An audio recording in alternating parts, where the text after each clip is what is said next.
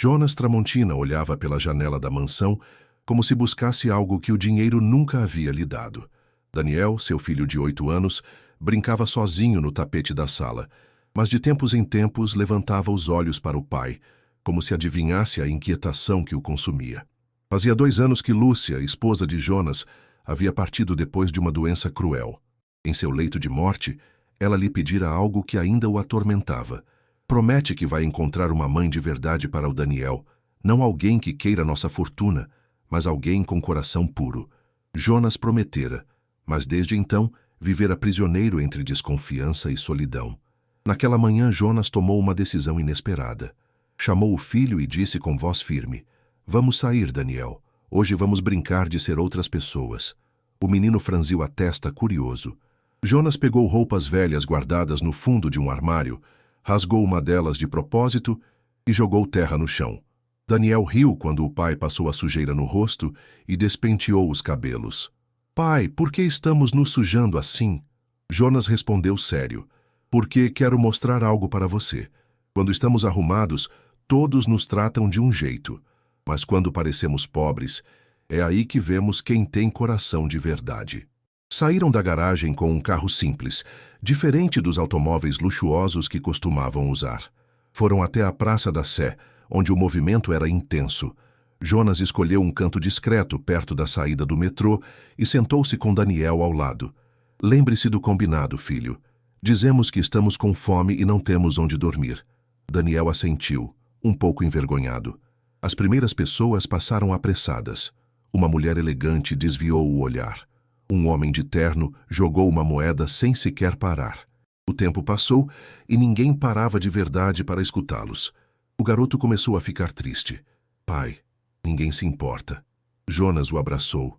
"Calma, meu filho. Ainda vamos encontrar alguém especial." Mais de 1 hora depois, quando Daniel já bocejava de cansaço, surgiu diante deles uma jovem com uniforme de faxina azul. Seus tênis estavam gastos, o rosto cansado, mas os olhos transmitiam uma doçura que chamava a atenção.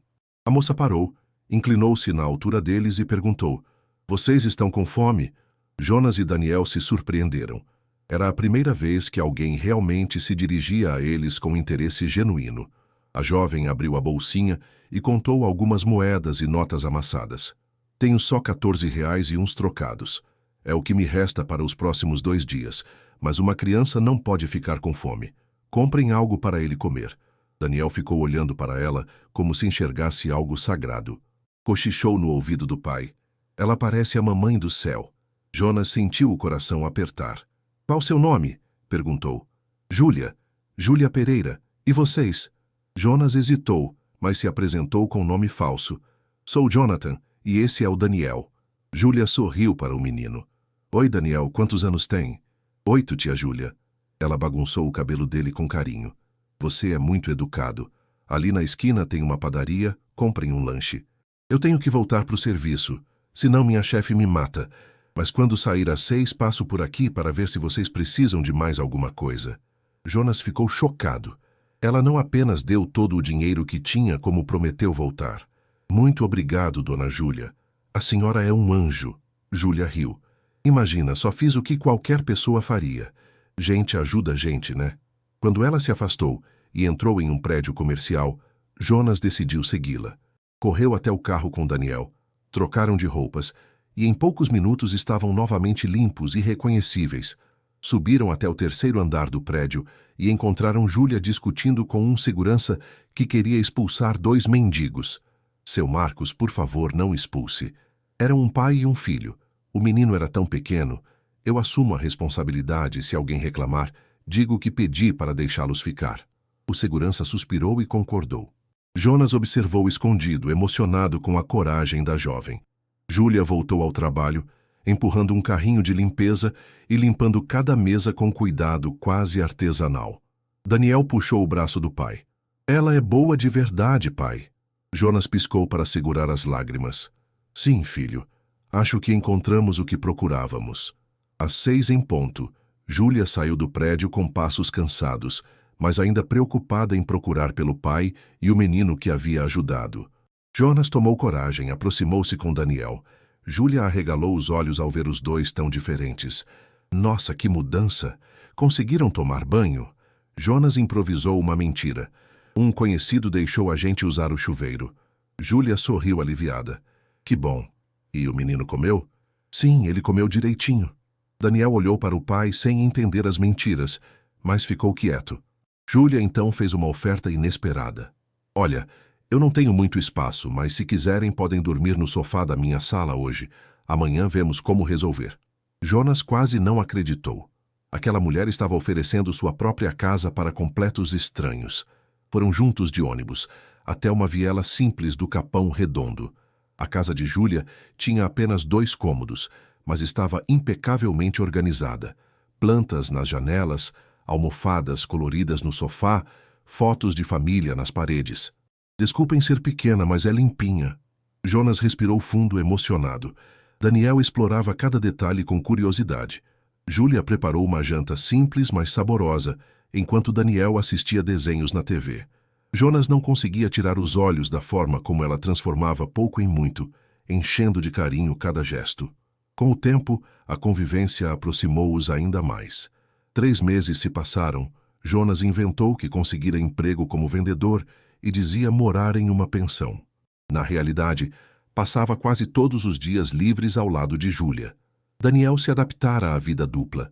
Na escola particular, era o filho de milionário, mas com Júlia era apenas um menino normal, feliz. Num domingo de almoço, Daniel a chamou pela primeira vez de Mamãe Júlia. Jonas ficou surpreso, mas não corrigiu. Júlia, envergonhada, tentou negar, mas no fundo gostou. Aos poucos, Jonas percebeu que estava cumprindo a promessa feita à esposa. Júlia era diferente de tudo que já conhecera. Não buscava riqueza, apenas partilhava o que tinha. Ele se apaixonava mais a cada dia. Certo dia, porém, Jonas não aguentou a culpa e decidiu contar a verdade. Marcou um jantar em restaurante simples e levou Daniel junto. Júlia apareceu com um vestido novo, comprado com sacrifício. Jonas se sentiu ainda pior. Durante a refeição, respirou fundo e disse: "Preciso te contar quem realmente sou." Júlia estranhou. Daniel se ajeitou na cadeira, ansioso. "Meu nome não é Jonathan, é Jonas Tramontina. Sou o dono de uma construtora, milionário." Júlia empalideceu, largou o garfo. "Como é que é?" Jonas explicou sobre o disfarce, o teste, a busca por alguém de coração puro. Júlia levantou-se, as mãos trêmulas. "Você mentiu por meses. Fez de mim uma idiota." Daniel tentou intervir. "Mamãe Júlia não fica brava." Mas a dor era grande demais. "Eu dei todo o dinheiro que tinha. Passei fome, abri minha casa, e era tudo mentira. Como pode falar de amor?" Ela saiu correndo, chorando. Daniel soluçava. Jonas desesperado. "Perdi a única pessoa verdadeira que encontrei." Naquela noite, Jonas voltou para a mansão em silêncio, carregando Daniel dormindo no colo. Mas por dentro, estava em pedaços. O garoto acordou no meio da madrugada, ainda chamando pela mamãe Júlia. Jonas o abraçou forte, tentando se convencer de que encontraria uma forma de reparar o estrago. O problema era como. Júlia havia sido ferida naquilo que ela mais prezava, sua dignidade. No dia seguinte, Gelson Tramontina, pai de Jonas, percebeu o abatimento do filho. "O que houve?" perguntou sentado em sua poltrona de couro. Jonas hesitou, mas acabou confessando. Contou sobre Júlia, sobre os 3 meses, sobre o disfarce, sobre o amor que havia nascido e, finalmente, sobre a revelação que destruíra tudo. Gelson ouviu em silêncio e, quando o filho terminou, soltou uma risada amarga. Então era isso? Se apaixonou por uma faxineira? Jonas se levantou furioso. "Não fale assim dela." Mas Gelson continuou. "Você é herdeiro de um império. Não pode jogar fora tudo por causa de uma mulher pobre. Essas mulheres só querem subir na vida." Jonas gritou. "Ela não é assim. Ela é a pessoa mais verdadeira que conheci." Mas Gelson apenas sorriu com frieza. "Veremos quanto tempo demora para você perceber quem ela realmente é." Enquanto isso, Júlia buscava forças na casa da vizinha, Dona Francisca, uma senhora idosa que a considerava como filha. Chorou, contou cada detalhe da farsa de Jonas. Confessou a raiva que sentia de ter sido enganada. Dona Francisca, com sabedoria, respondeu: "Talvez ele tenha mentido no começo, mas e o resto? Você viu os olhos dele? E o menino? Criança não sabe fingir. Júlia balançava a cabeça, dividida entre a lembrança dos sorrisos de Daniel e a dor da traição de Jonas. Não posso confiar em ninguém que começa assim, repetia. Dias depois, Sônia, secretária fiel de Gelson, bateu na porta da casa de Júlia.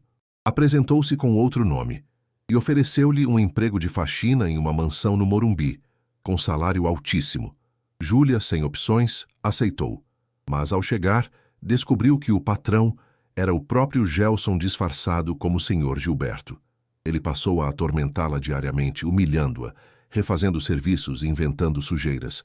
Júlia suportava calada, precisando do dinheiro, mas no fundo sentia que algo estava errado. É como se ele tivesse prazer em me ver sofrer, confidenciou a dona Francisca. Certo dia, limpando a sala, encontrou uma fotografia de Daniel sobre a mesa. Gelson apareceu de repente e confessou: "Esse é meu neto. Eu sei muito bem quem você é, Júlia, e sei que encantou meu filho com suas artimanhas." Júlia ficou em choque. Agora entendia. Estava nas mãos do pai de Jonas, e ele não ia parar. "Você é uma oportunista igual a todas", disse Gelson. "Se aceitou trabalhar aqui por tanto dinheiro é porque não vale nada." Júlia, humilhada, chorou. Alguns dias depois, Gelson armou a farsa do relógio de ouro. Deixou-o sobre a mesa e, quando Júlia voltou da cozinha, fingiu surpresa por não encontrá-lo. Chamou Jonas, que entrou e viu o pai retirar o objeto de dentro da bolsa da jovem. "Olha só o que achei", Júlia implorou. "Eu não coloquei isso aí, juro. Ele armou contra mim." Mas Jonas, confuso e ainda envenenado pelas dúvidas, apenas balançou a cabeça. "Estou decepcionado, Júlia", ela gritou, chorando. "Depois de tudo, acredita nele e não em mim." E saiu correndo, jurando nunca mais voltar. A partir desse dia, a vida de Júlia virou um inferno. Gelson espalhou boatos de que ela era ladra, falsificou papéis dizendo que tinha dívidas e empréstimos em nome de Jonas. As portas se fecharam. Nenhuma empresa a contratava. Júlia vivia de faxinas avulsas por míseros trocados. Passava fome, emagreceu, adoeceu. Um dia, desmaiou na casa de Dona Francisca e foi levada ao posto de saúde.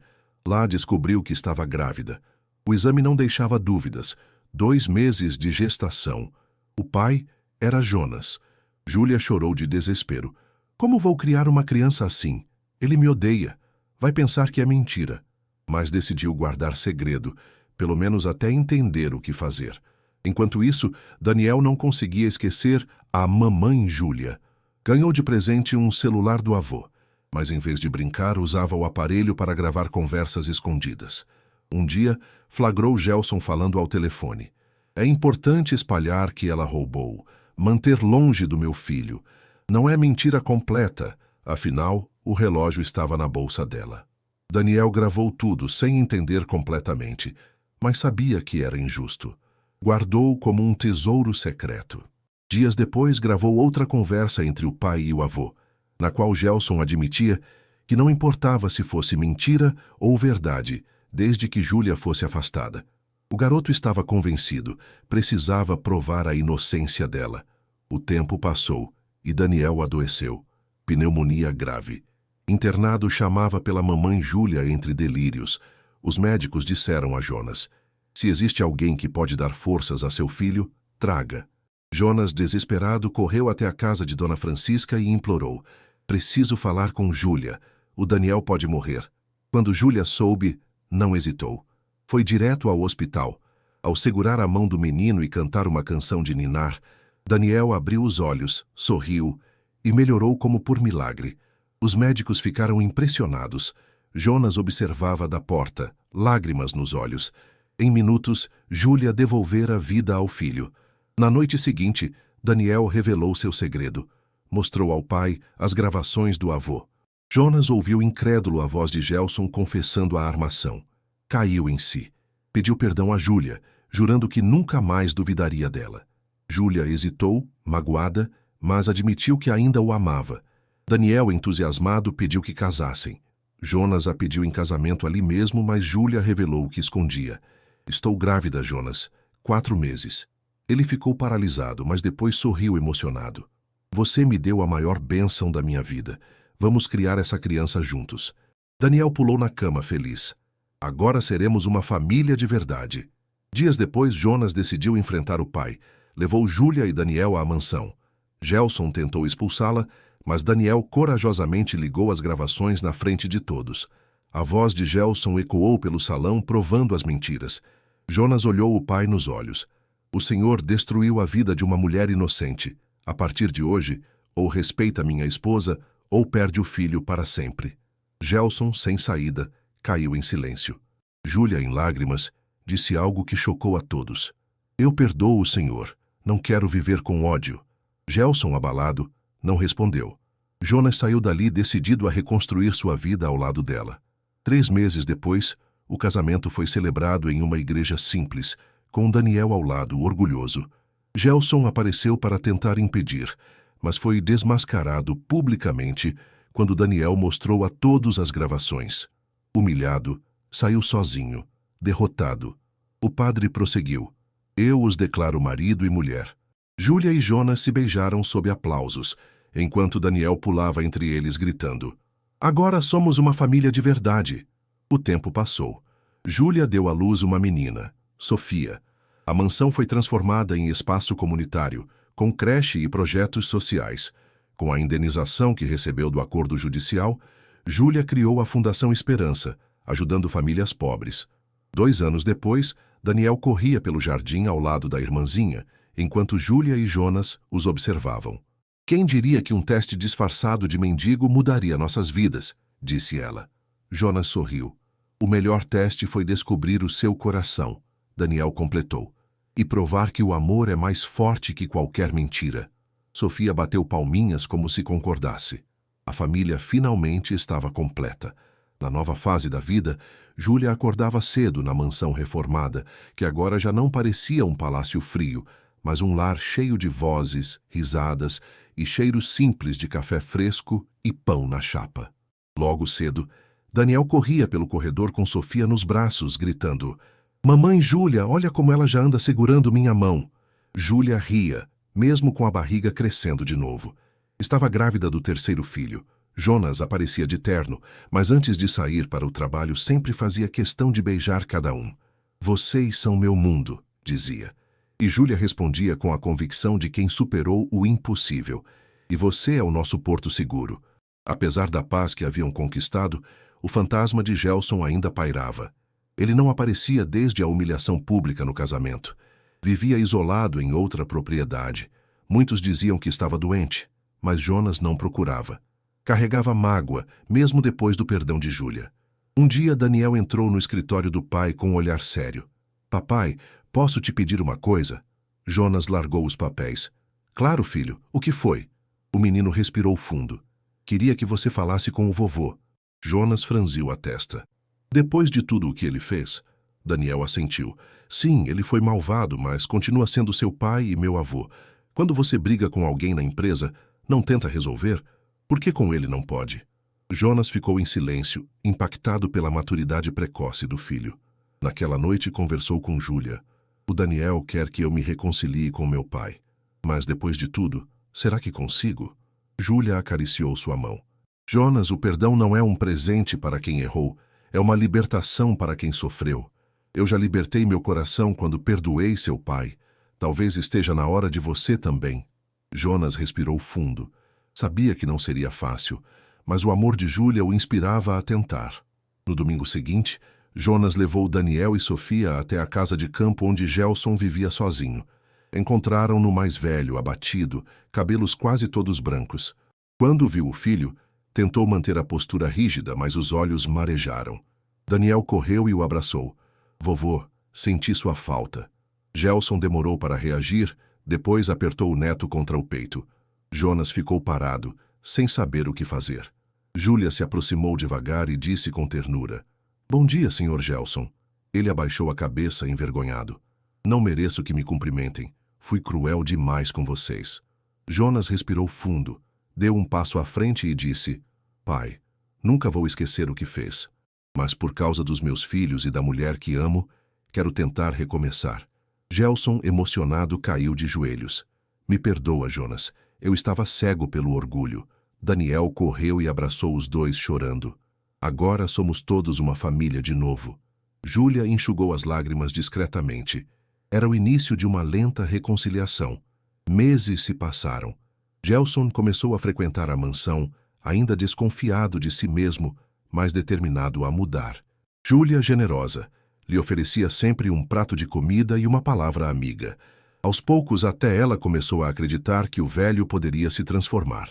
Um dia, ajudando na Fundação Esperança, Gelson viu dezenas de crianças recebendo aulas, alimentação e carinho. Aproximou-se de uma menina descalça e lhe entregou um par de sandálias novas. Aqui, pequena, agora não precisa mais andar no frio. Júlia, que observava de longe, percebeu lágrimas verdadeiras no rosto do sogro.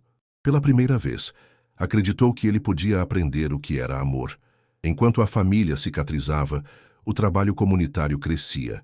Júlia organizava oficinas para mães solteiras, cursos profissionalizantes e distribuição de cestas básicas. A notícia espalhou-se pela cidade. Jornalistas começaram a aparecer para entrevistar a faxineira que virou milionária do coração. Jonas, orgulhoso, sempre dizia: "Foi ela quem me ensinou que o valor não está no dinheiro, mas no coração." Júlia, porém, mantinha-se humilde. "Só estou devolvendo ao mundo o que recebi de graça." Certo dia, Daniel voltou da escola com uma redação. Pedia que os alunos descrevessem o herói da minha vida. Ele escreveu: "Minha heroína é minha mamãe Júlia, porque ela me ensinou que ser rico é ter coragem de ajudar quem precisa, e porque ela me ama mesmo quando eu erro." A professora emocionou-se e entregou a Jonas e Júlia. Ambos choraram ao ler. Jonas abraçou o filho. "Você é meu maior orgulho." E Júlia sussurrou: "É por você que tudo vale a pena."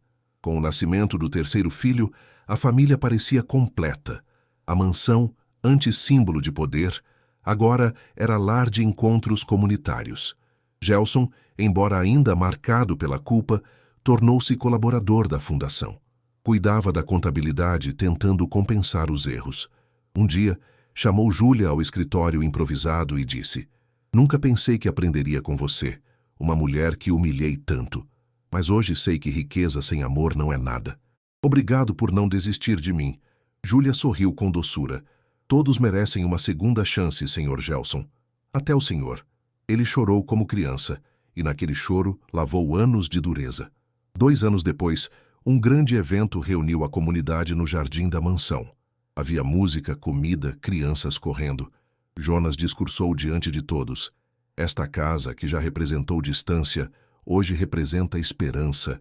E tudo isso só existe por causa de uma mulher que um dia deu seus últimos R$ 14 para 2 estranhos na rua." Júlia tentou interromper, envergonhada, mas ele insistiu: "Esse gesto mudou meu coração e a vida de todos nós. Júlia, você é a prova de que um ato de bondade pode transformar gerações." Os aplausos ecoaram. Daniel, com 11 anos agora, segurava a mão da mãe e gritava: "É a minha heroína." Sofia, com 3 anos, imitava o irmão. O bebê de colo balbuciava sons, como se também quisesse aplaudir. Ao final do evento, já ao pôr do sol, a família se reuniu sozinha no jardim. Jonas olhou para Júlia e disse: "Sabe o que percebi? A promessa que fiz a Lúcia antes dela partir foi cumprida. Encontrei uma mãe de verdade para o Daniel. E encontrei o amor da minha vida." Júlia sorriu emocionada. "E eu encontrei algo que nunca imaginei. Uma família de verdade." Daniel abraçou os dois. "E eu encontrei tudo o que sempre quis. Pai, mãe e irmãos. Não preciso de mais nada." Gelson, ao fundo, observava. Aproximou-se devagar, ajoelhou diante do neto e disse: "Daniel, você salvou todos nós. Se não fosse sua coragem, eu nunca teria mudado." O menino sorriu. "Vovô, agora você aprendeu que ser bom é melhor que ser rico?" Gelson assentiu chorando. "Aprendi, meu neto. E aprendi com você." Naquela noite, enquanto todos dormiam, Júlia saiu para o quintal e olhou para o céu estrelado. Sentiu uma brisa suave no rosto, como se fosse um sinal de Lúcia, a esposa falecida de Jonas. "Obrigada por confiar em mim", sussurrou. No fundo, sabia que não havia apenas cumprido uma promessa antiga, mas que havia transformado toda uma linhagem, quebrando o ciclo de orgulho e ganância. A história que começara com um disfarce na Praça da Sé agora terminava com uma família unida, uma comunidade fortalecida e uma herança que não era feita de ouro, mas de amor. E assim, no coração de São Paulo, a mansão Tramontina deixou de ser apenas uma casa de milionários para se tornar símbolo de esperança. O nome que antes representava poder, agora significava compaixão. E tudo graças a uma faxineira de tênis gastos e olhar gentil, que um dia decidiu não virar o rosto diante de um menino faminto.